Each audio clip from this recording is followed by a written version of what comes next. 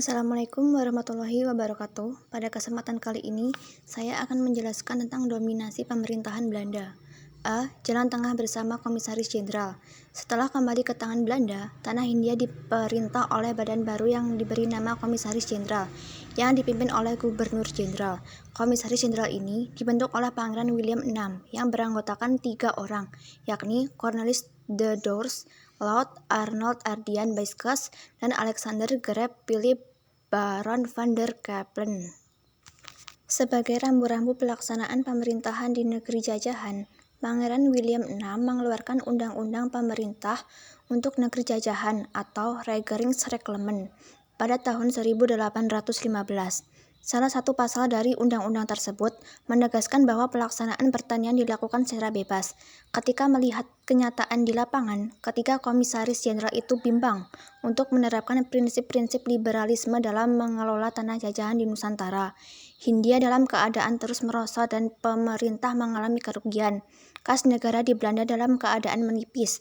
Mereka sadar bahwa tugas mereka harus dilaksanakan secepatnya untuk dapat mengatasi persoalan ekonomi baik di tanah jajahan maupun di negeri induk.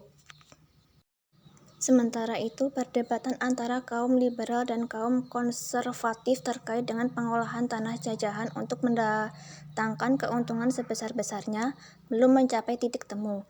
Dengan mempertimbangkan amanat UU pemerintah dan melihat kenyataan di lapangan serta memperhatikan pandangan kaum liberal dan kaum konservatif, Komisaris Jenderal sepakat untuk menerapkan kebijakan jalan tengah. Maksudnya, eksploitasi kekayaan di tanah jajahan langsung ditangani pemerintah Hindia Belanda agar segera mendatangkan keuntungan bagi negeri induk, di samping mengusahakan kebebasan penduduk dan pihak swasta untuk berusaha di tanah jajahan. Tetapi kebijakan jalan tengah ini tidak dapat merubah keadaan. Selanjutnya, B. Sistem tanam paksa. Pemerintah Belanda terus mencari cara bagaimana untuk mengatasi problem ekonomi. Berbagai pendapat mulai dilontarkan oleh para pemimpin dan tokoh masyarakat. Salah satunya pada tahun 1829, seorang tokoh bernama Johannes van den Bosch mengajukan kepada Raja Belanda usulan yang berkaitan dengan sistem dan cara melaksanakan politik kolonial Belanda di Hindia. Van den Bosch berpendapat untuk memperbaiki ekonomi di negeri Belanda di tanah jajahan. Oleh karena itu, penanam yang dilakukan para petani itu bersifat wajib. Kita, orang Indonesia, menyebut sistem ini dengan nama sistem tanam paksa. Konsep Bosch itulah yang kemudian dikenal dengan kultur sil tanam paksa. Dengan cara ini diharapkan perekonomian Belanda dapat dengan cepat pulih dan semakin meningkat. 1. Ketentuan tanam paksa. Raja Willem tertarik serta setuju dengan usulan dan perkiraan Van den Bosch tersebut. Tahun 1830, Van den Bosch diangkat sebagai gubernur jenderal baru di Jawa. Setelah sampai di Jawa, Van den Bosch segera mencanangkan sistem dan program tanam paksa. Secara rinci, beberapa ketentuan tanam paksa itu termuat pada lembaran negara Staatsblad tahun 1834 nomor 22. Ketentuan-ketentuan itu antara lain sebagai berikut. A. Penduduk menyediakan sebagian dari tanahnya untuk pelaksanaan tanam paksa. B. Tanah pertanian yang disediakan penduduk untuk pelaksanaan tanam paksa tidak boleh melebihi 1/5 dari tanah pertanian yang dimiliki penduduk desa.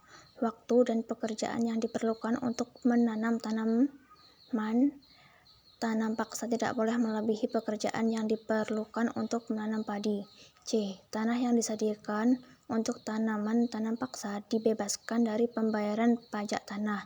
D. Hasil tanaman yang terkait dengan pelaksanaan tanam paksa wajib diserahkan kepada pemerintah Hindia Belanda. Jika harga atau nilai hasil tanam ditaksirkan melebihi pajak tanah yang harus dibayarkan oleh rakyat, maka kelebihannya akan dikembalikan kepada rakyat. E. Kegagalan panen yang bukan disebabkan oleh kesalahan rakyat petani menjadi tanggungan pemerintah.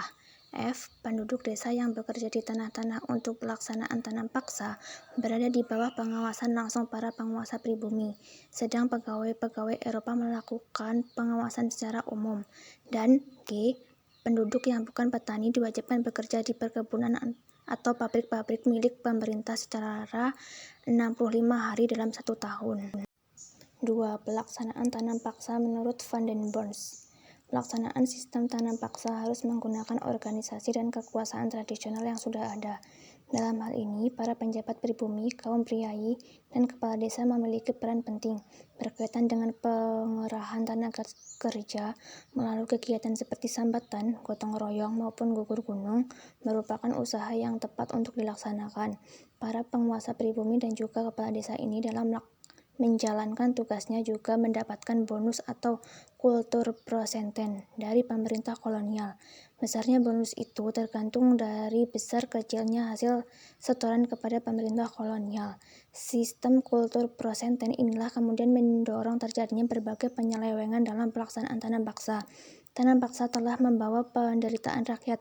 Banyak pekerja yang jatuh sakit, bahkan meninggal.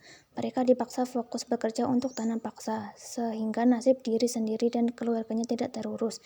Bahkan kemudian timbul bahaya kelaparan dan kematian di berbagai daerah. Misalnya di Cirebon 1843 sampai 1844, di Demak tahun 1849 dan Grobogan pada tahun 1850.